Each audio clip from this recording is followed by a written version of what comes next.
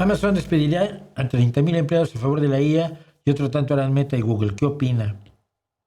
La tecnología siempre sustituye trabajos, sustituye trabajos. Hay gente haciendo la inteligencia artificial, hay gente manteniendo los, los, eh, los centros de datos que accionan a las inteligencias artificiales. Hay muchísimos trabajadores detrás de la inteligencia artificial. No es una cosita que compras, le das cuerda, le echas a andar y ya. Es la inteligencia artificial, ¿no? Es una estructura enorme, enormemente lábil, además enormemente frágil. Y entonces me parece inevitable, ¿no? Yo estoy constantemente al tanto de cómo afecta a algunos trabajos, pero no es porque la inteligencia artificial no le está quitando el trabajo a esas 30,000 personas. Las personas que están haciendo la inteligencia artificial son las responsables de ocupar ahora esos trabajos con inteligencia artificial. Las personas que pierden esos trabajos tendrán que buscarse otros trabajos. Esto ha pasado siempre cuando el telar mecánico, los luditas empezaron a tratar de destruir los telares mecánicos porque si no iban a perder el trabajo, unos aprendieron a usar los telares mecánicos, otros buscaron otro trabajo.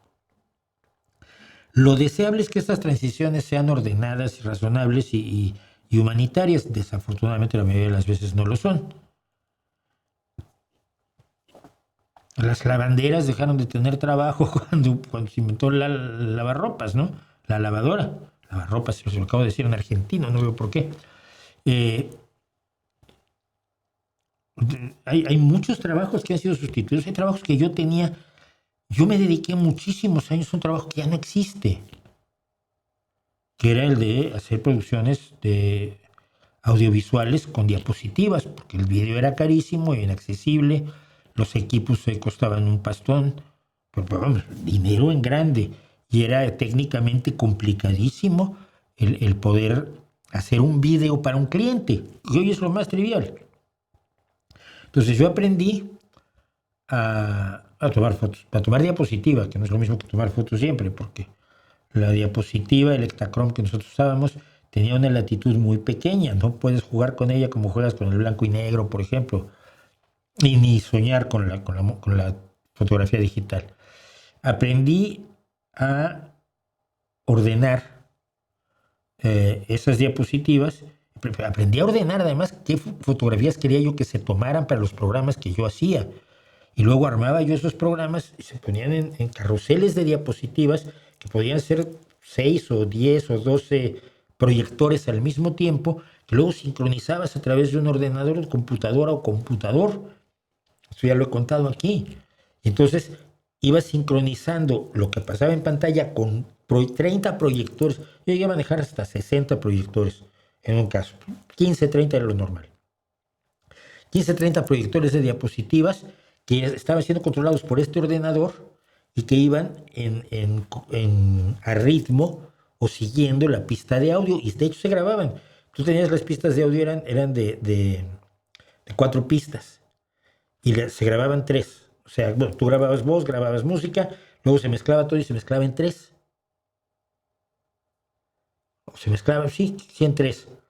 Pero 2 de ellas eran estéreo, que eran las que realmente se usaban. Y en la otra grababas tú los pulsos del ordenador, porque luego eso no llevabas el ordenador forzosamente para las presentaciones, sino que la grabadora conectabas el canal 4 al canal 3, era. Sí, creo que el canal 3. Conectabas el canal 3 a unos decodificadores, cada uno tenía una torre de 3 proyectores, que además había que colocar de cierta manera, había que registrar para que todos fueran al mismo lugar, porque si no las cosas se veían raras y las animaciones se veían mal y los colores se veían mal. Entonces tenían que tratar de que todos los proyectores estuvieran alineados perfectamente, registrados. Yo me dediqué años a eso. Viví de programar para varias empresas en México, para Auditech, para Jorge Robert, para Multivisión, estuve un par de años. Y ese trabajo desapareció. Lo sustituyó el vídeo. Y el vídeo que yo empecé a aprender a hacer allí, que se editaba en 3/4 o en Betacam. Sobre todo nosotros trabajamos en 3/4 porque las cámaras de Betacam eran carísimas. Entonces trabajamos en 3/4, cassettes de 3/4, de 3/4 de pulgada se llamaba. Yo aprendí a editar en ese video. Ahora edito en un programa que se llama DaVinci Resolve. Estas cosas que hago todos los días aquí o los videos a fondo, los edito en un programa, es totalmente digital. Me he tenido que actualizar y eso le va a pasar a todo el mundo. Yo se los digo mucho a los jóvenes. No te comprometas mucho con lo que quieres hacer en la vida porque la vida te puede llevar por otro lado. Las cosas cambian y tienes que estar listo para cambiar porque probablemente la actividad principal que vas a llevar a cabo en tu vida no se ha inventado todavía. ¿Quién? Yo tenía 20 años. ¿Quiere ser youtuber? ¿Qué es eso? Usted es muy capaz, no todos son así. Yo no creo que soy muy capaz. Me han costado aprender cosas como siempre me ha costado aprender cosas. Pero es que siempre he estado... siempre he estado dispuesto a hacerlo, ¿no? Yo creo que eso es lo que me impide envejecer. Yo cumplo años, pero trato de no envejecer porque estoy al día de los cambios y creo que el cambio es tan inevitable que tengo que ser parte de él. No estoy, en mis tiempos son estos. Sí, en los años 70 mis tiempos eran los 70, en los 80 mis tiempos eran los 80. Hoy mi tiempo es mi 2025.